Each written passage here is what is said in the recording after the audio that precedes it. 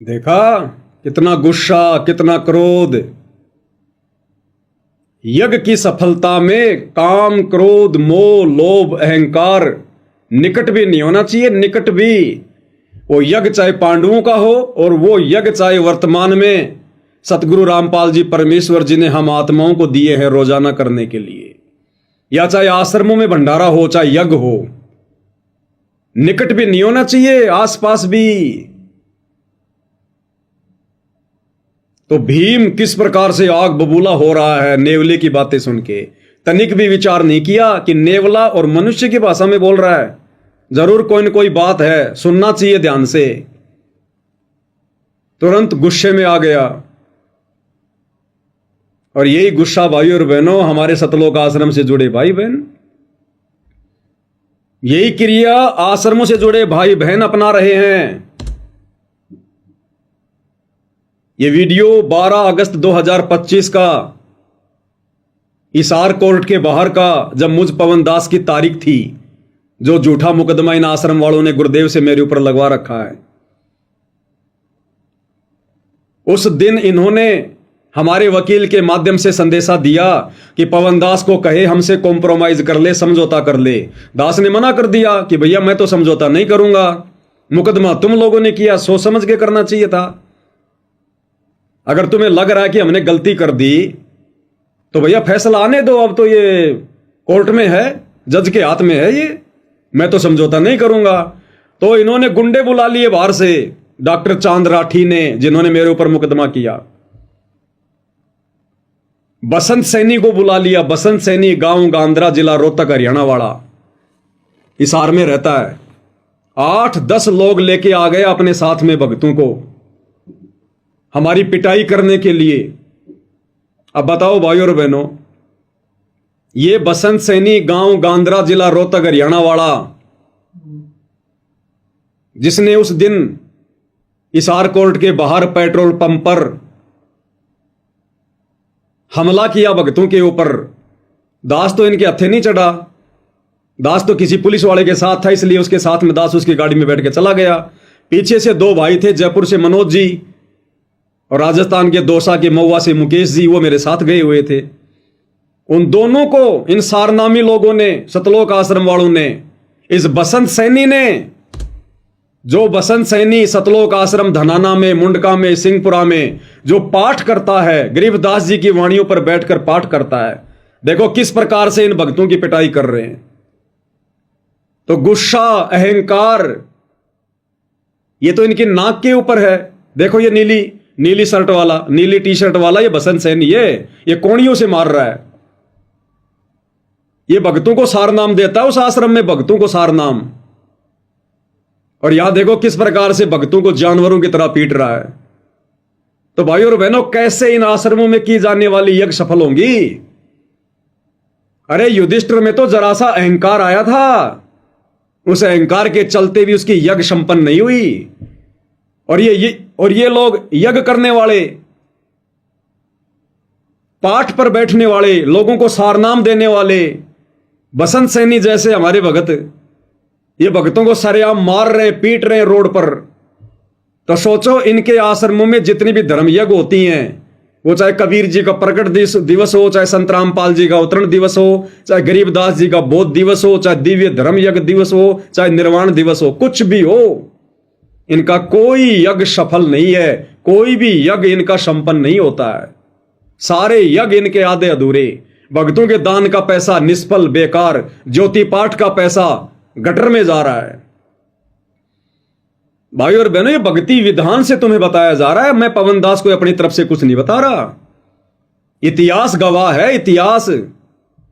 युधिष्ठिर में तो जरा सा अहंकार आया था, लोगों की मान बढ़ाई से भरी बातें सुनकर। और यहां इन आश्रमों में पाठ करने वाले, पाठ पर बैठने वाले, गरीबदास जी की अमृतवाणियों को पढ़ने वाले, ये बसंत सैनी जैसे सारनामी लोग भक्तों को कैसे रोड पर कोड़ियों से मार रहे हैं। तो सोचिए कैसे ऐसे लोगों के द्वारा की गई यज्ञ संपन्न होगी। गुस्सा इनकी नाक पर। अभी दास ने एक वीडियो बनाया था जो इन सतलोक आश्रम वालों ने महिम चौबीसी चबूतरे पर मैम चौबीसी खाप के लोगों के द्वारा सतगुरु रामपाल जी का सम्मान करवाया था, तो दास ने उस पर वीडियो बनाया था कि भैया इस प्रकार का सम्मान हमारे गुरुजी नहीं करवाते, जब तक कोई उनका भगत नहीं बनता है, उनकी मर्यादाओं में नहीं है, ये हुक्का बीड़ी सिगरेट पीना नहीं छोड़ता है। ऐसे किसी भी व्यक्ति से जिसको ढेड की श्रेणी में लिया गुरुदेव ने, हुक्का पीने वाला ढेड, नशा करने वाला ढेड, मांस खाने वाला ढेड, शराब पीने वाला ढेड, आन उपासना करने वाला ढेड, मंदिर में जाने वाला ढेड, गुरुदेव ने इन सबको ढेड की संज्ञा दी है काफिर के अंग में। तो दास ने कहा कि ऐसे ढेडों से सतगुरु रामपाल जी सम्मान नहीं करवाते।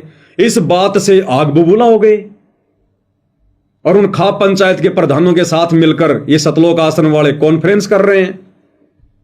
और कॉन्फ्रेंस में कौन कौन बैठे हैं? विकास सिंहपुरिया, चांद राठी, हरियाणा का स्टेट कोऑर्डिनेटर अमन गोदारा, मुख्य लोग। और क्या अपने विचार व्यक्त कर रहे हैं भाई और बहनों, इनके शब्द सुनना। कह रहे पवन दास अगर हमारे खाप पंचायतों की बेइज्जती करेगा हमारा रंग बदल जाएगा, हमसे बर्दाश्त नहीं होगा। इन आश्रमों में धर्म यज्ञ करवाने वाले भक्तों के विचार हैं ये, ध्यान से सुनिएगा एक एक के। और जब भाई पवन तेरा जी कर रहा है ना ज्ञान चर्चा ने, तो नू खाप ने बदनाम ना कर, बात बिगड़ जाएगी। तेरा जी कर रहा तू हमारी गल बात करे, और भाई किसी भी प्रकार से 1% भी चौबीसी खाप और महाराजिया का अपमान बर्दाश्त नहीं करा जाएगा। भाई हम इतनी आवारती बर्दाश्त कर सका जब ती बात हमारे ऊपर है, और जब हमारी खाप पर हमारे भाईचारे बात आओगी तो भाई रंग बदल जाएगा और दिक्कत हो जाएगी। पवन तने को समस्या है, तुम्हारा फोन नंबर ले, तुम्हारे दोरा तुम्हारे तक बैठ कर बात करे। देखा कितना गुस्सा, कितना ये क्रोध। और गुरुदेव कहते हैं तर्पण सो जो तमक ना होवे।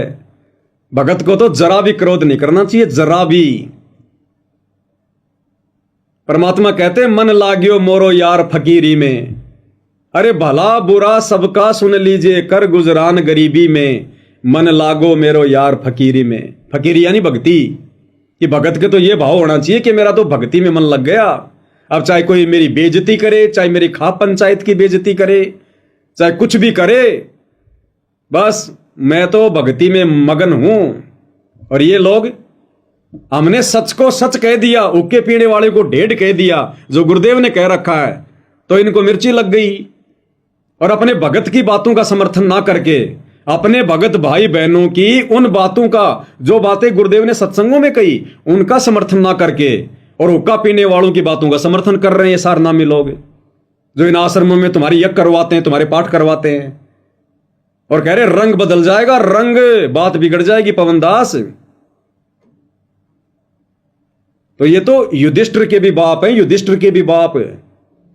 तो सोचिए भाई और बहनों, वर्तमान में इन लोगों के द्वारा तुम जो पाठ करवा रहे हो, आश्रमों में जाकर ज्योति करवा रहे हो, हवन करवा रहे हो, तुम्हारे यज्ञ कैसे सफल होंगे? जिंदगी में सफल नहीं हो सकते, जिंदगी में।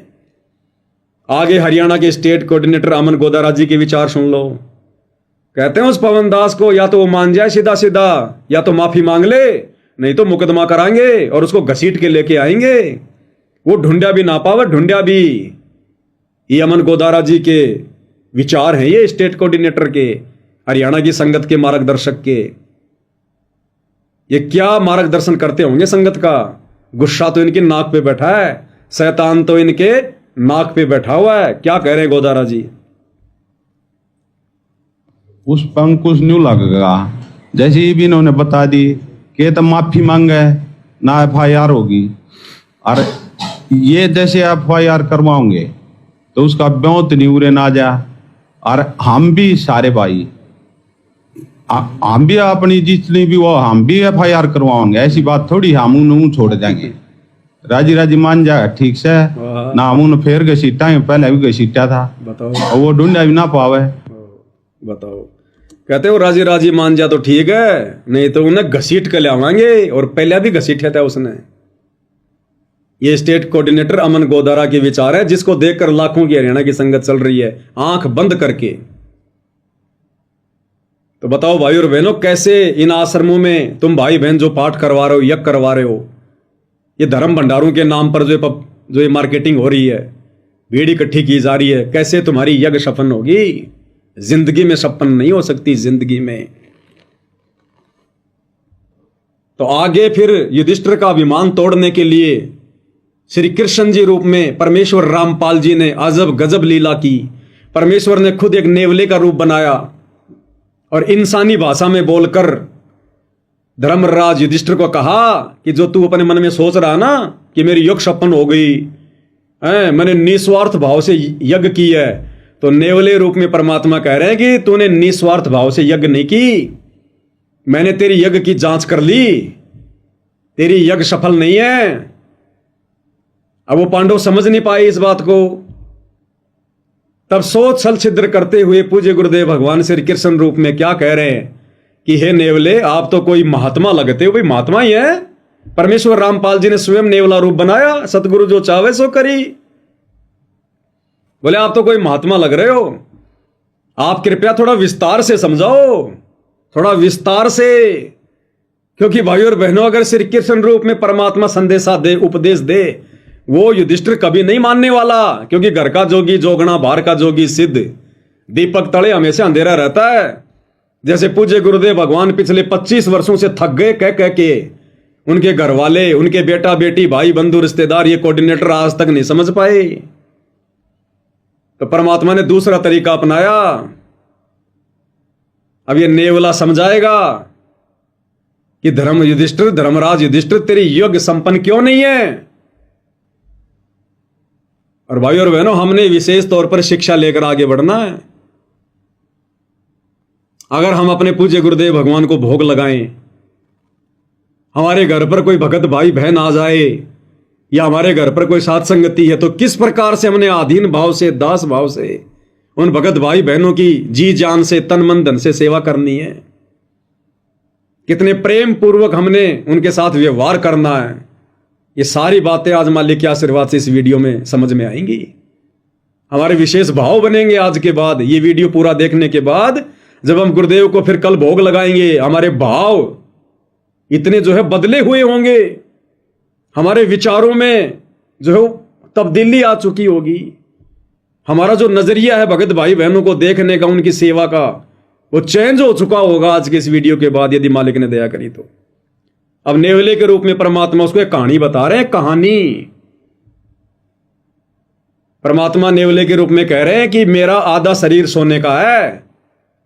और वो आधा शरीर सोने का क्यों बना? किसी धर्मात्मा, किसी भगत के घर पर भोजन करने से उस भगत ने किस भाव से साधुओं को भोजन करवाया, और साधु के भोजन करने के बाद वो नेवला जो उस घर में छुपा हुआ था, उसने नीचे दाने खा लिए कुछ। उन दानों के खाने से आधा शरीर सोने का बन गया। उस भोजन खिलाने वाले भगत ने किस भाव से भोजन कराया था? कहते मेरा आधा शरीर तो सोने का बन गया। उसके बाद मैं धरती पर कोई ऐसा धर्मात्मा ढूंढ रहा हूं, ऐसा कोई दानवीर ढूंढ रहा हूं, उस ब्राह्मण जैसा।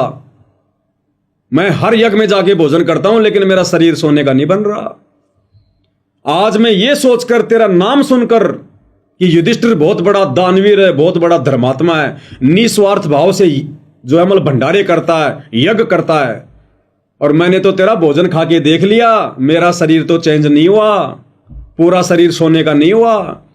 अगर तू उस ब्राह्मण के जितना भी दानवीर होता, तेरी सच्ची नीयत होती, तेरे भाव सही होते, तो तेरी यज्ञ का ये भोजन खाकर आज मैं पूरा सोने का बन जाना था। लेकिन मैंने भोजन कर लिया, लेकिन मेरा शरीर पूरा सोने का नहीं हुआ। तेरी यज्ञ असफल है। अब वो कथा जब आप सुनेंगे भाई और बहनों, अगर हम भगत हैं, वास्तव में परमात्मा की भक्ति प्रवेश है, यदि हम वास्तव में भगत बनने की दिशा में आगे बढ़ रहे हैं, मान बढ़ाई, राग द्वेष, ईर्ष्या से पीछे हटकर, तो अवश्य भाई और बहनों ये कथा हमारे ऊपर विशेष एक प्रभाव छोड़ेगी। तो आगे नेवले के रूप में सतगुरु रामपाल जी भगवान, ये कबीर परमात्मा क्या शिक्षा दे रहे हैं, क्या संदेशा दे रहे हैं युधिष्ठिर को, क्या वो कथा सुना रहे हैं।